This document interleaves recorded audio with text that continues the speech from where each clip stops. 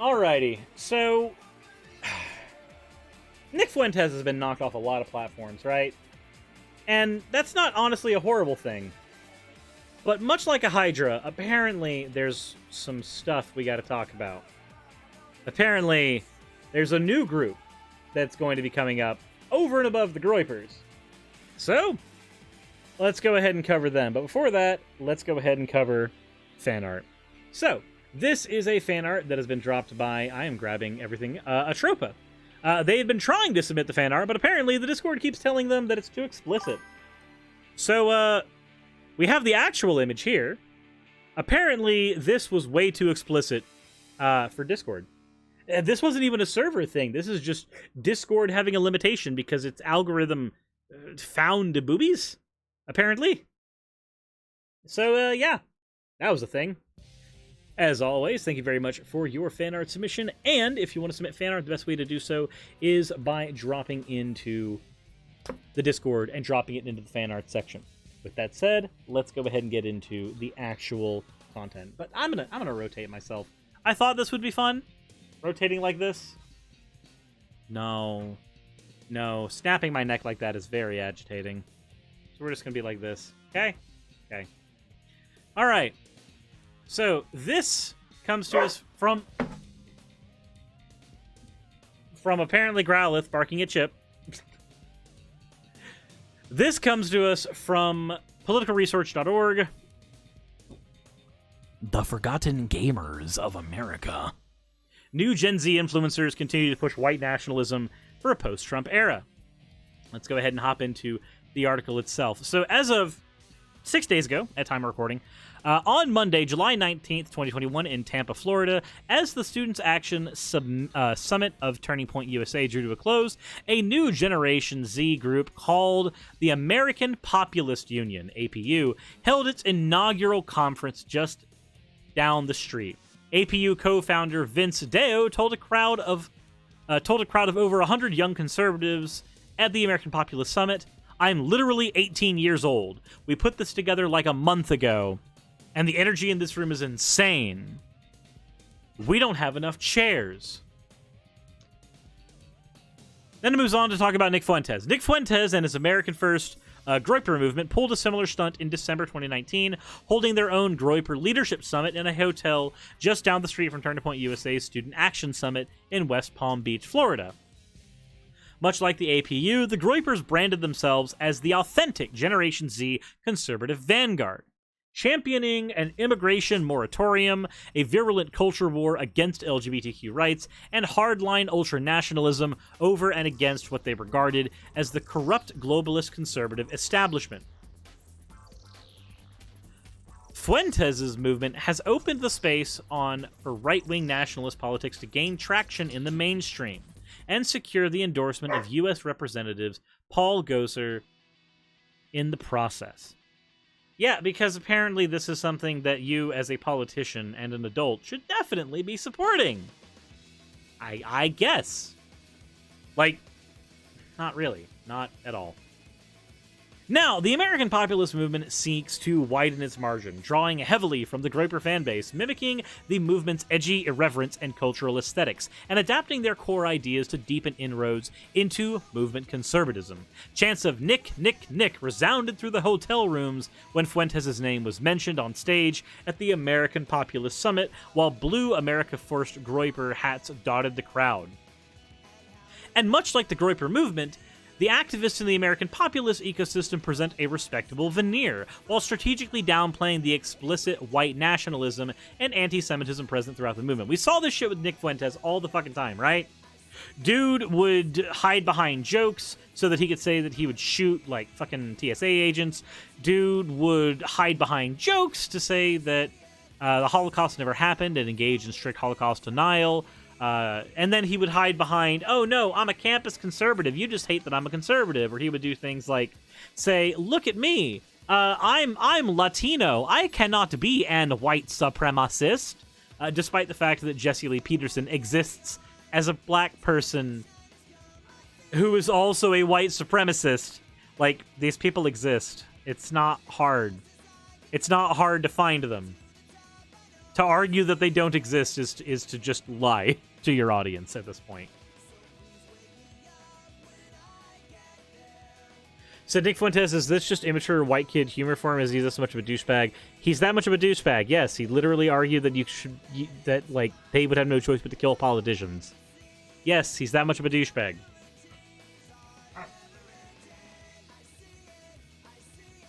Formally launched in May 2021, the American Populist Union describes itself as a movement of conservatives standing for America's workers and families, not the interests of corporations, globalist elites, and foreign nations. Now, here's the thing. I'm just going to say this right now. As somebody who's used to dealing with fucking dog whistles, when I hear this sounds like a little bit like what the Nazi movement did. They literally used workers' language to make themselves more popular. But there's a key word here. Globalists! Gotta bring out the Alex Jones voice here for a second.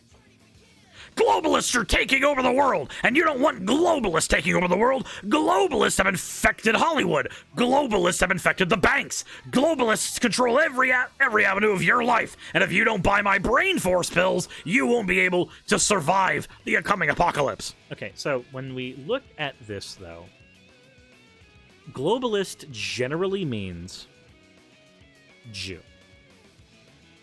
It generally means a Jewish person.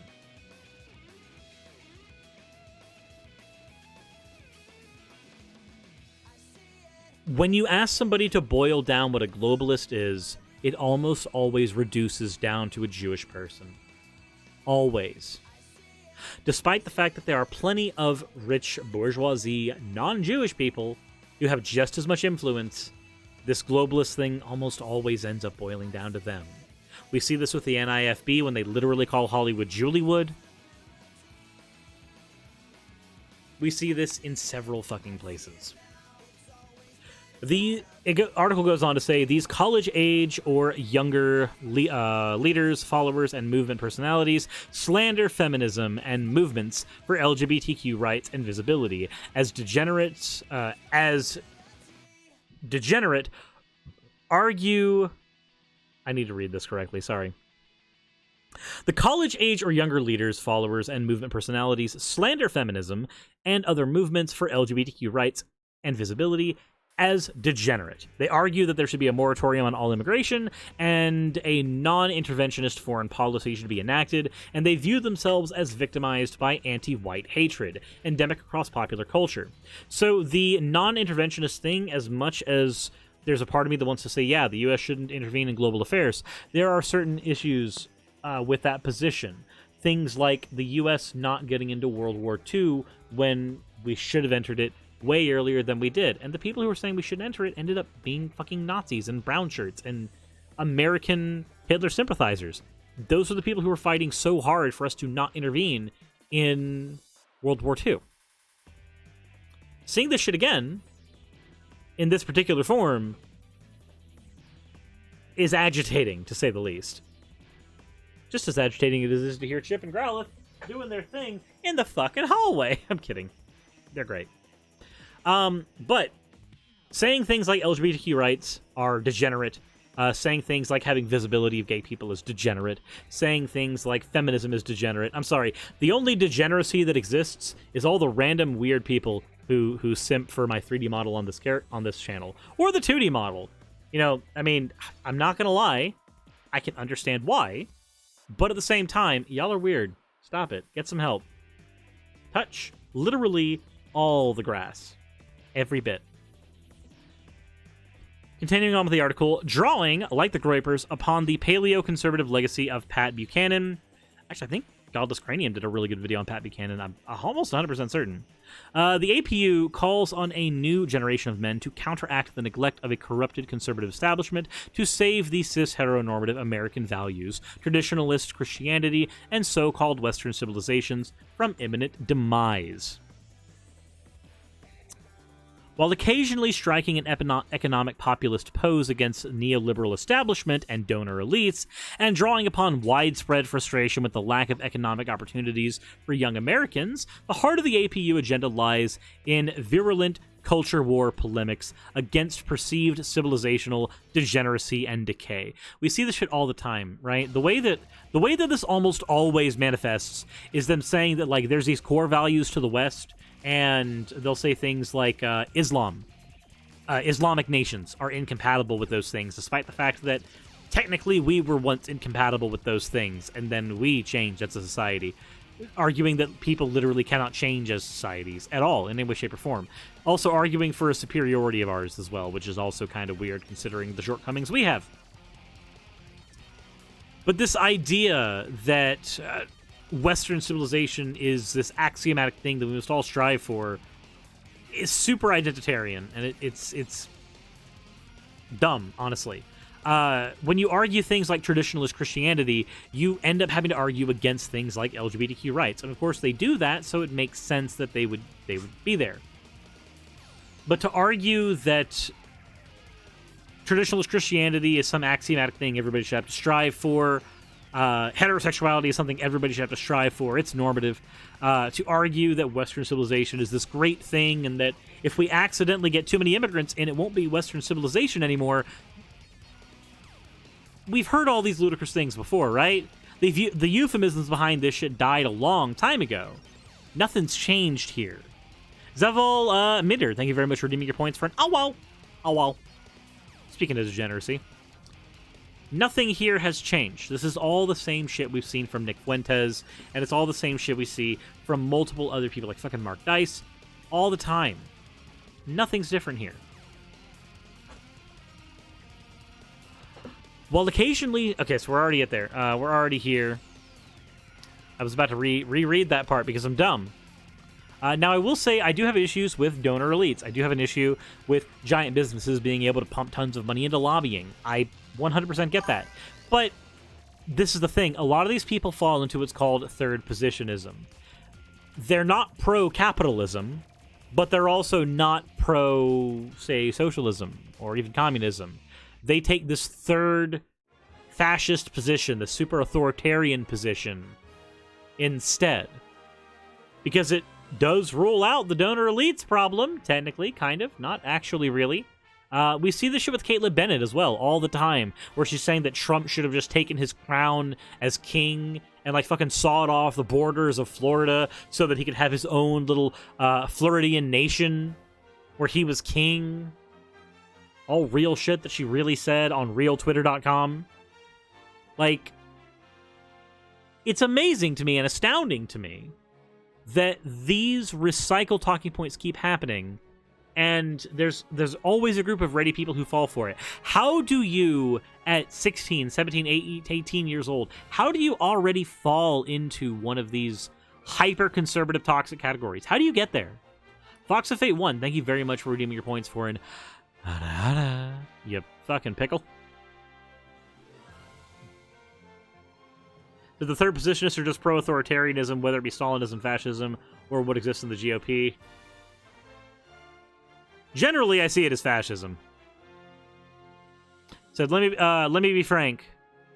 The article continues. Conservatives don't have much time left, announced Dow in the organization's inaugural video, showing a toppled Confederate monument with a 1619 emblazoned on its side, falling to the pavement. Our civilization teeters on its very foundations, and the conservative movement does not have time or unserious people, or does not have time for unserious people or unserious ideas. Politics is downstream from culture, and culture is downstream from politics, APU leader Nathaniel Labat told followers in an early July Q&A. This sounds very, if you're not with us, you're against us, very fucking cult-like. That's weird.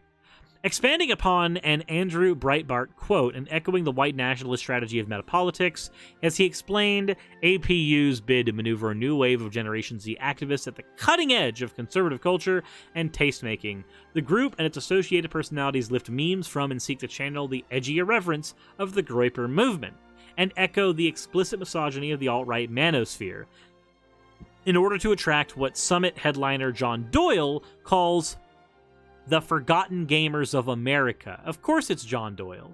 Of course, dude's an open, out-and-out fascist. On his Heck Off Commie show, Doyle a 21-year-old APU celebrity with over 300,000 subscribers, C piece of shit, offers to save young men from societal alienation and emasculation and restore their rightful role as Chad societal guardians, while he inveighs against the evils of pornography and estrogen-infused water supplies and fixates on pseudoscientific caricatures of physiognomy and IQ differences. Yeah, that all checks out. This estrogen-infused water thing is very akin to the soy milk thing, the soy boy meme. The idea that pornography is evil is just... it's awkward. I understand that from a Christian perspective, you can argue that it's like one of the worst things in the world. It's bad, it's horrible, it's you know, this, that, or the other thing. But the reality is, pornography is just a videotape of things that people were already fucking doing anyway. Honestly, that's what it is. If you want to have issues with porn, have issues with the porn industry, I'm okay with that. There's a lot of predatory shit that goes on in there. There's a lot of problems here. But just porn as a concept, I don't understand getting super upset about that. I don't. And of course, the physiognomy and IQ differences thing is just a way to explain away your racism. This is how we get race realists, where they go, actually, if you look at the bell curve, black people have less IQ than general, despite the fact that IQ has never been a good way of determining someone's actual fucking intelligence. Abbott and others call for the revivification of an epic warrior masculinity, energized by the strength that builds nations, slays giant beasts, and defends your city from an invading army. Your city. Not your country, your city. This seems very fucking, it came from the suburbs. While unsurprisingly, they argue for the subservience of women and delegitimizing trans and non-binary identities. Because of course they are. They go on to say that people like us will take the country back. While APU spokespeople such as Dow Abbat, Red Equal Politics, and others remain careful to distinguish the APU from the Groyper movement, they depart from other conservative leaders in positioning themselves as serious interlocutors with Fuentes and his followers. At least one speaker at the American Populist Summit, 18-year-old conservative TikTok influencer Kai Schwimmer, publicly identifies as a Groyper. His gender is Groyper, everybody. He identifies as a Groyper. They dialogue with and frequently retweet Groyper Twitter accounts, debate the nuance of Fuentes' political positions online, and vociferously protested his July 2021 removal from Twitter. At times, they even signal mutual support.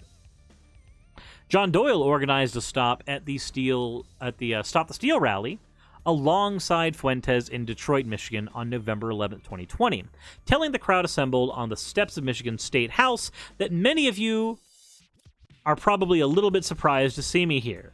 I know that the Doyleist Groyper collab was one of the many people wanted to see for quite some time, but the problem is that someone like Nick unfortunately carries a little bit of controversy to his name, ultimately. He continued that we are going to be successful. People like us, young men, will take the country back. Months later, Doyle marched alongside Fuentes through the halls of Conservative Political Action Conference, CPAC, in Dallas, Texas, on July 10th, 2021, to the chants of Groyper, Groyper, Nick, and more. Fuentes, returning the favor, has been supportive of Doyle. John Doyle's pretty based. I like John Doyle, Fuentes acknowledged on his America First show. He said some things that are not based, but he's more based than most. God, I hate the jargon so much. In other chat room, I say that, and then I use VTuber jargon, and I do fucking OWO. I'm a degenerate. I can't even be upset at jargon. I'm dumb. In online chat rooms associated with APU and its leading personalities, Groyper Anons practice a kind of entryism, encouraging people to watch Fuentes' videos and championing his white nationalist political positions. More commonly, however, other Anons express appreciation for Fuentes and the Groyper movement, while arguing that the Groyper movement's indelible association with open white nationalism and anti-Semitism hampers its goals of influencing the conservative mainstream. They say, "True, we love Fuentes," one anon aloud. "But you can't always just go out and say everything Fuentes says and expect people to turn over. Sometimes a more moderate voice will start their path towards the right." Fuentes was good because he started the movement, another explained. But he's failed to evolve. Doyle has usurped him. So they're not necessarily wrong that John Doyle is a larger and more known influencer than Nick Fuentes, as far as like just numbers on YouTube are concerned. I would say, though, that Nick is maybe a little more infamous in political circles. Dude Spankin' Dudes, thank you very much for redeeming your points for an oh wow. Oh wow. Indeed, most concurred, as one put it, that Doyle and Fuentes believe essentially the same stuff, but then as another elaborated, Nick Fuentes is literally just more open about his beliefs than John is, and that's the problem. One person used Christian imagery to express the widely held hope that Doyle would serve as a gateway towards Fuentes. As St. Paul says, we don't feed newborn babies meat or hard substances, but tender milk. When he matured, then we give them meat. This feels weird, like a bunch of people who are using, like, they're using each other as stepping stones for each other, and nobody can seem to agree on which one of them is the ultimate end goal. I do have to say there's a convenience to the Groyper movement, though. As shitty as the Groyper movement is, at least they are mostly open and honest about the shit they say, despite hiding behind a veneer of memes. And hiding behind jokes and jokes and jokes. It's very easy to parse out what they say. They don't use a lot of euphemisms. Having a more euphemistic Groyper army, it's like dealing with smart Groypers, I guess. And that's agitating. It's much easier to deal with dumb Groypers than it is to deal with smart ones.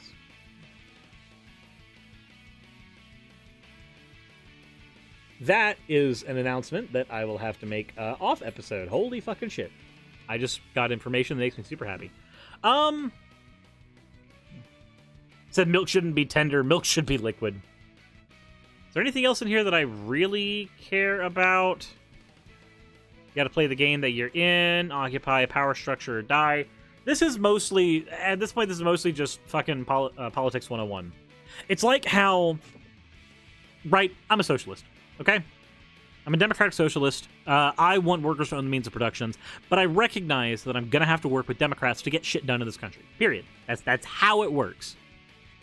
There is no other option the way the United States works right now. You have to occupy a power structure or you die. So yes, the politically expedient thing for them to do would be to occupy a power structure or fail.